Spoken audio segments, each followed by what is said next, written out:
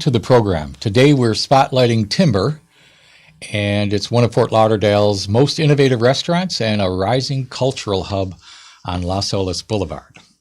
So we're taking our story up to Broward County today. We'll be speaking with visionary and one of the partners, Michael Tron, an artist and designer whose work has shaped experiences and venues from New York to Miami. We're going to talk about Timber's origins. We're going to let Michael introduce himself in a moment. We're going to talk about its bold new menu and cocktail program and how the restaurant is redefining the local dining landscape, not just in Lauderdale, but across South Florida and beyond. Michael Tron, does that sound like your restaurant? I don't know who you're talking about. Yes, no, it sounds just like it. Wonderful, wonderful.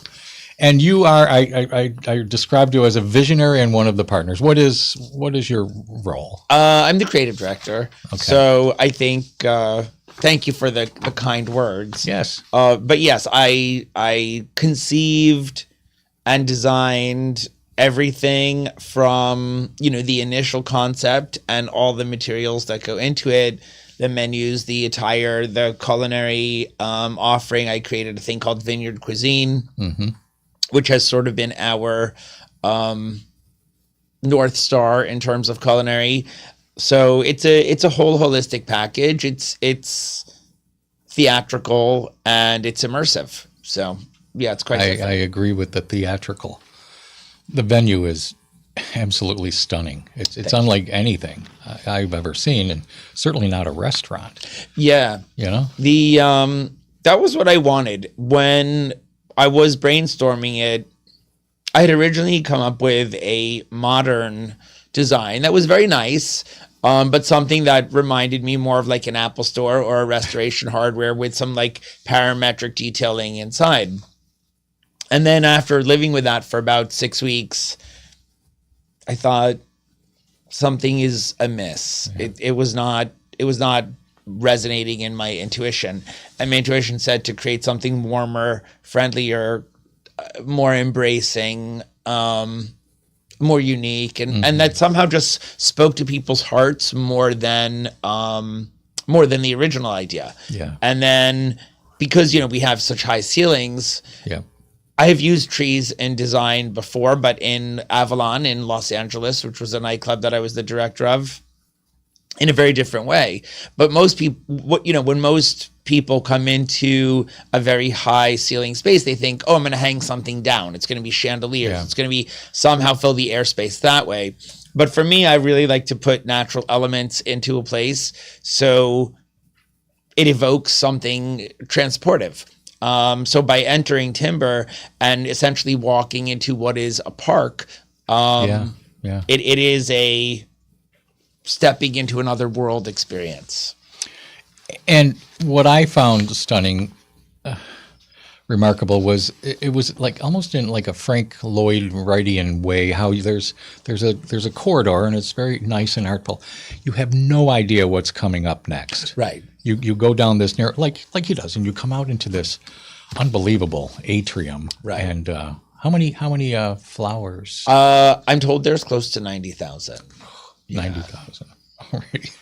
So yes, if you go, there are two dining rooms. What you're referring to. Yeah. So the first dining room is specifically called the Park, right. And that's after you get past our European storefront, which in itself is a major departure for Fort Lauderdale or for really the whole region, because that kind of storefront is modeled after New York and London and Parisian storefronts.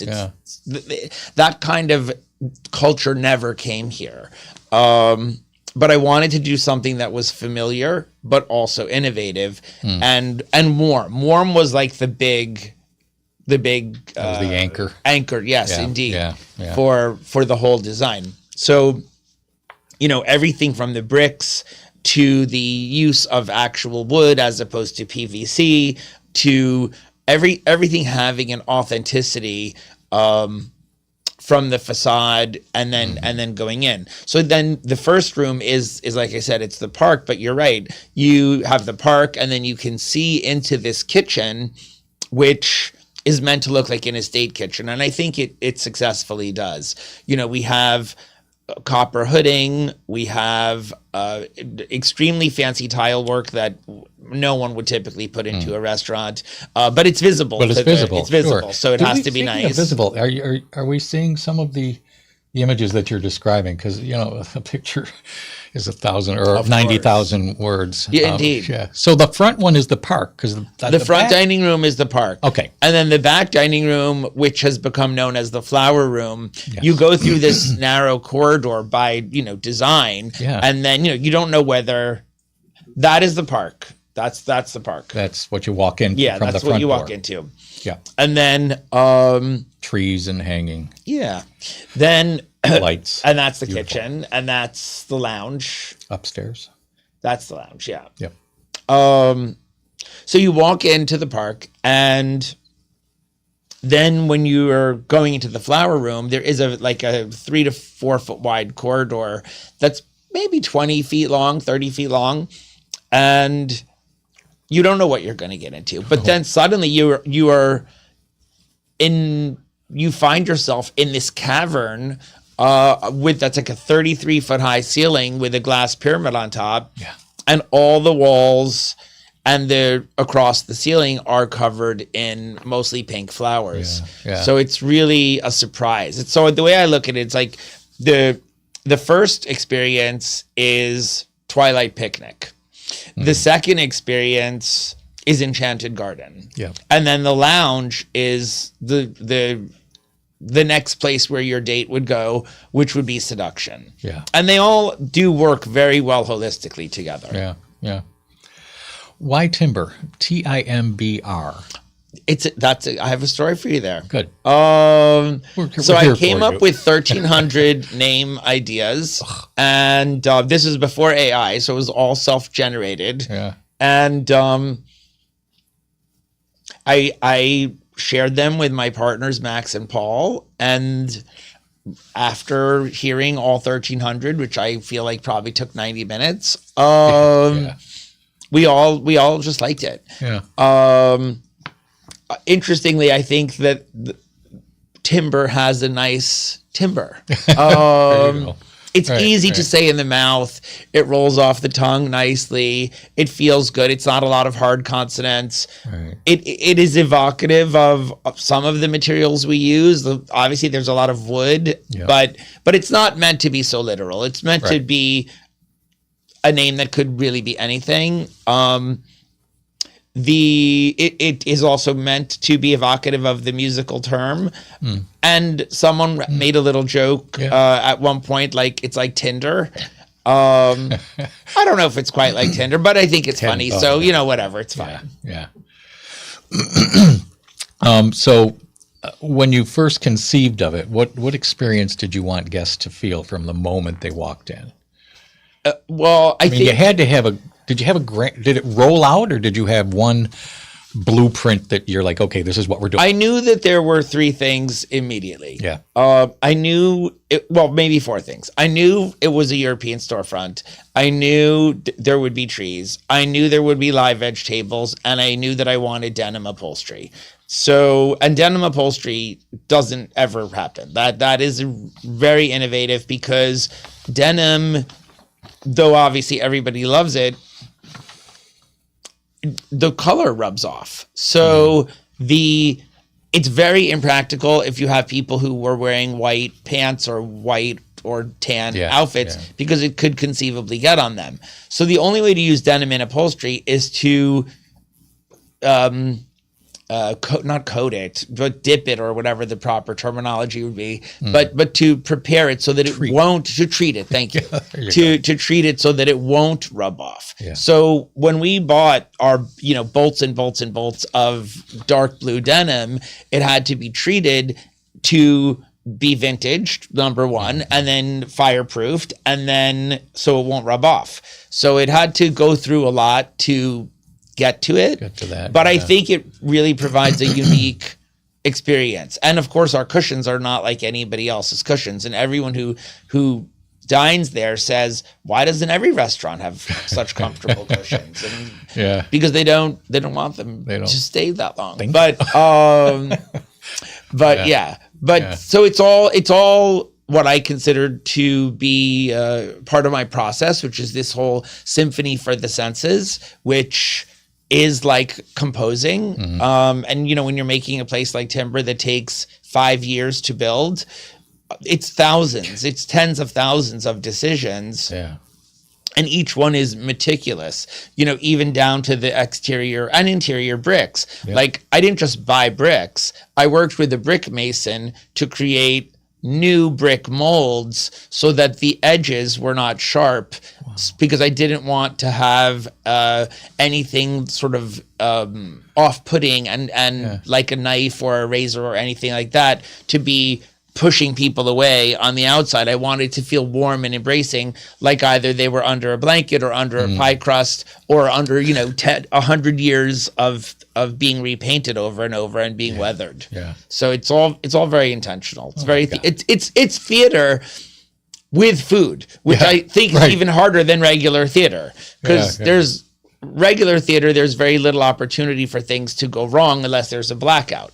In a restaurant, when you're serving 300 people a night and each of them has 5 or 10 touch points per meal, there's a lot of opportunities for things to go wrong. So it is theater, but with 1,000 moving pieces all going at once. This is amazing how you describe it. And I've been there twice, and it's truly accurate. But the detail, I mean, even the bathroom. I walked in and I'm like, what the... Thank you. It was stunning. Thank you. I appreciate that. Yeah, you can't describe it. I think we have a photograph of it. They're meant to be like little caves. Yeah. They're little respites. Beautiful. I forget why I went in there. Thanks. So this clearly stands out from other restaurants on Las Olas. But that wasn't what you were trying to do. You were trying to do what you wanted to do, and it's... Well, not only what I wanted to do. For me, it's always about the end user first. But I think that a lot of people who do design, this is the first time I've designed a project of this scale. Yeah. So, but people who do design, I think typically only think of aesthetics. And I've seen a lot of, fair design, but that's not necessarily comfortable or embracing or user-friendly, or there's no form over function and no function over form consideration. Right. It's just, how does it look? For me, it's about how does it feel? So, and I don't mean only the tactility, but the emotional, how does it feel? Yeah. So, pardon me. So, the whole thing is it's a dance, it's a relationship actually with each person who comes in. Yeah. We've talked a lot about the design and the venue, and as you said, we haven't discussed the food, but you also referenced vineyard cuisine, and when you were mentioning the denim and the look, it evokes a vineyard. But what how do you characterize? Describe that. Sure. So when I love home cooking, right? I mean, who doesn't? It feels good to eat it. It feels, again, warm. You feel it in your heart. It feels like that there's care there. Yeah. With vineyard cuisine, as a concept, what that means is, the story of that is, assuming you have a wonderful relative, whether they have a vineyard or not, but... In my story, in my mind, for this, it's my favorite aunt. This is not real, by the way. I don't have this aunt, but pretend. This is your fairy tale? This is my fantasy. It's my fairy tale aunt. Yeah. So, she has a vineyard in Napa, and she's making us a homemade meal al fresco, and it's a big single table, and it's just this wonderful family meal outside. I feel like I've seen this in a bunch of movies, whether it's like Emily in Paris or The Godfather, like they always have that scene. A light breeze. Right? So it's nice. So it would be that she has created this for you. Yeah. And it's also very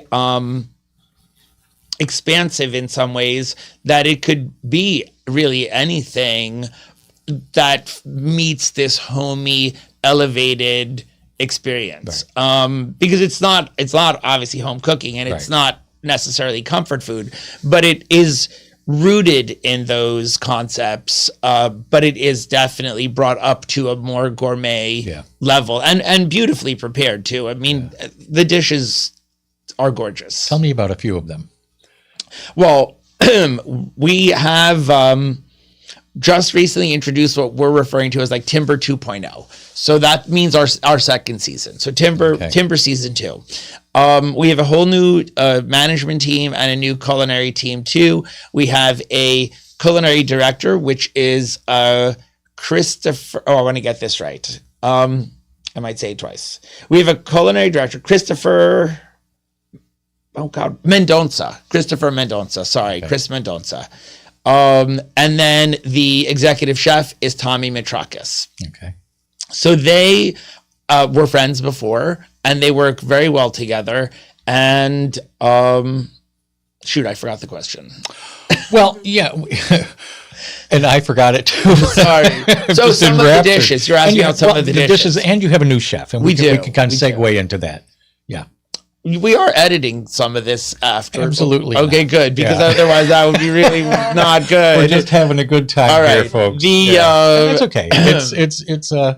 It's warm and all right, all good, and all elevated. Good. Yeah. But or not, whatever. Yeah. So yes, they're doing a great job. The new menu just launched last Friday. Yeah. And it is. Oh, this is news. Yeah, it's real. It is news. It's exciting. They worked on it. They worked on it for a few months, and it is even to the next level. Mm-hmm. So it's even more beautiful plating than we had before. It is more fine dining, I would say, than what we had originally as well, which is something that I am very excited about. I think.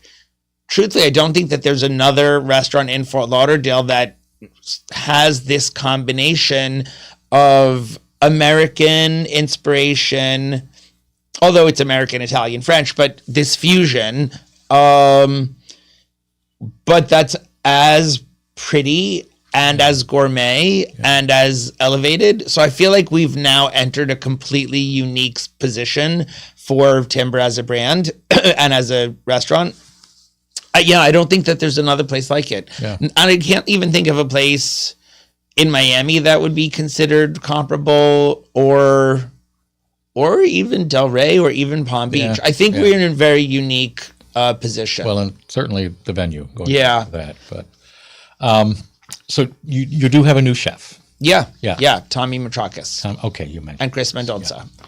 And you have a new happy hour and cocktail program. We do have kind of new. You didn't have a happy hour before? We did not. Yeah. I wasn't happy. No. Well, now you're in year 2, I was just so kidding. You're happier. Yes, we're calling our happy hour Magic Hour, and it starts tomorrow. And for people who know what Magic Hour means, it's a production reference to the time of day when the sun is just right and it's golden and everybody looks really good. Yeah. Because I've worked in TV and film too, so I just thought that was a clever spin. And it's going to be really nice. It's not, it's not going to be 2 for 1. It's not going to be off brand, but it's just something nice to offer people, after work. You also have a background in nightlife, and the lounge upstairs accommodates that aspect of your product, if you will. How late are you open? And you were saying you have dinner and then you would finish up upstairs. This is where the date wraps up. It's a nice way to marry your evening. Or you can go up there to start with, no? You could skip it entirely. One of the other things that we are starting in the next few weeks is there will be a small plate menu upstairs. It's something that we wanted from the beginning, but it's now able to be realized. So yes, you could just go up there for dinner, not dinner, but like tapas and drinks. And we've expanded our whole cocktail menu to include like 20 to 30 new craft cocktails that are just for the upstairs. So the upstairs is going to have a life of its own, or does have a life of its own. Yeah. And it stays open till 2. And we have a roster of DJs that are going to be rotating to provide music, perhaps we'll get into live entertainment at some point. People have asked for it on the earlier side, like to have like a nice chanteuse or something like that singing. Since I know a few chanteuses. But very nice. Tell us what a chanteuse is. Oh, a sultry female singer. Oh, yeah. Okay. Yeah. Not a crooner. Not a crooner. But on the other side. Definitely not a crooner. Okay, No, not a crooner at all. Yeah. A chanteuse would be like, I'm trying to think of who's a good chanteuse. Give us an example. Give you an example. I mean, my friend Kimona, who is is a chanteuse, and I would think of putting her in there for sure. No, I wanted you to sing. Oh, you want me to sing? I don't sing. I don't think I know any chanteuse songs. I'm afraid. But what we were talking about, like a good chanteuse song would be "Fever." Okay, yeah. Yeah, I don't remember who sang the original of that, but it's the girl from Ipanema, or things like sexy songs. Yeah. You've a little bird told me that you've got a very impressive resi book. I mean, can you get reservations easily, or in the summer? Yeah, but I last season we were sold out like 6 weeks in advance. Wow. So while we do have room, I certainly encourage people to make reservations. They are not necessarily easy to get. Yeah. But that's a good thing.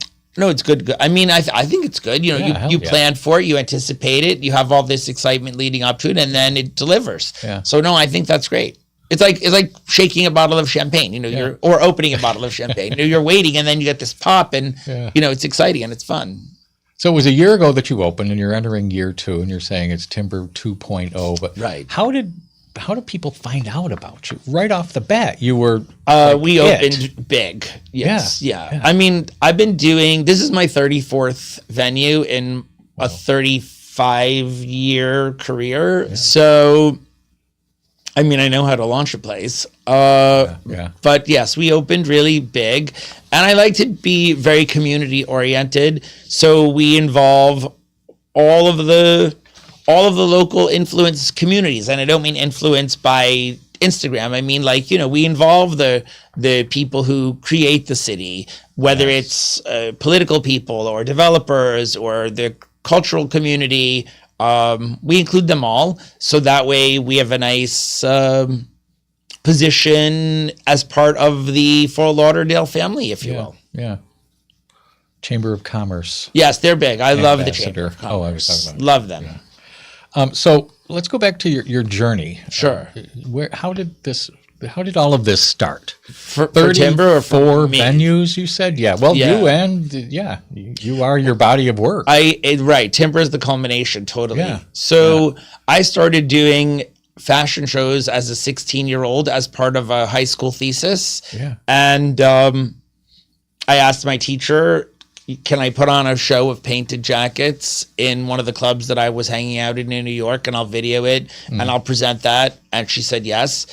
And it was very well attended. So I kept doing them. And after doing 4, a gentleman who was the director of the last club where I had a show, his name was Rudolph, and he said, how about I pay you to do parties and you don't need to make these clothes? And I was like, oh, great. I'm 17 years old. You're going to pay me. It was a lot of money, even probably by today's standards. Yeah. You're going to pay me to throw theme events and I don't have to make any clothes. I'm in. Yeah.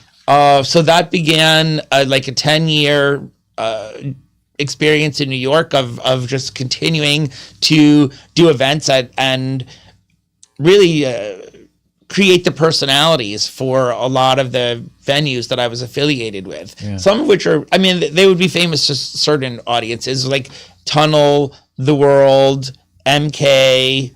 There were many. I don't even remember them all off the top of my head. Yeah. And then I randomly moved to Miami on a vacation whim in 1997. So I had been coming to South Beach for many years and thought maybe I would move to it. And on that vacation, I decided that I wanted to. Yeah. And I decided that I wanted to be the director of Liquid, which was my first choice job. And Liquid, for people who don't know, was like the Studio 54 of Miami. And what year was this? Because Miami? 90 Christmas 97. That was in its early It was in the Renaissance. Well, it was there's been peak. many of them. It was the peak. Oh, okay. Yeah, I would say it was the peak. Because early was like 91 when I started hanging out there. Yeah. But that was really a great moment. So I met Ingrid Casares intentionally. I mean, I hadn't known her before. But we met and we hit it off, and she introduced me to her partner, Kress, and the next day I had the job I wanted. Wonderful. Yeah, it worked out. And then a lot of other great things happened after Liquid, but Liquid was a great way to enter the Miami and South Florida community for sure. And you've stayed here since? I've not. No. After, I think, 8 or 10 years in South Beach, and doing everything from Liquid to building the Ice Palace for Big Time Productions to really? That was really something. Yeah. And then being involved in the creation of Roomy and launching Crowbar. I did do Crowbar in New York, and then I was very involved in Wynwood in the very early stages as well, both as an artist and as a investor. And then I decided to move to LA to do film and TV production. Okay. So I did, and I did that for 8 years. Wow. And then I didn't really love that. And, because I was doing reality shows. I think film is more fun, but somehow I fell into the reality show world. And I mean, it was an experience. I learned a lot of things, as one always does, but it wasn't what I wanted to do forever. And I have family here, and I like it here. I feel like South Florida really does agree with me. Yeah. And then my friend Paul called, and he was involved in the project that was at Timber before it was Timber, which was a place called Cash Only. And he said, come check this space out, see what you think. Do you want to maybe get involved, whatnot? And I did. And I met with him, and I met with our other partner, and we hit it off. And after a few months of back and forth, I joined the crew. I think it was like March 4th, 2019, I believe, was the first official, launch of our partnership, which is called 3 Hospitality. So, okay. To this day. To this day. Yeah. And then that was 7 years ago. So it's been this ever since. So you're entering year 2. What do we have to look forward to? New programs, expansions, collaborations, or surprises? I don't know about so much surprises, but I'll tell you what we have to look forward to. All right. So we have obviously our new menu, and it's terrific. Right.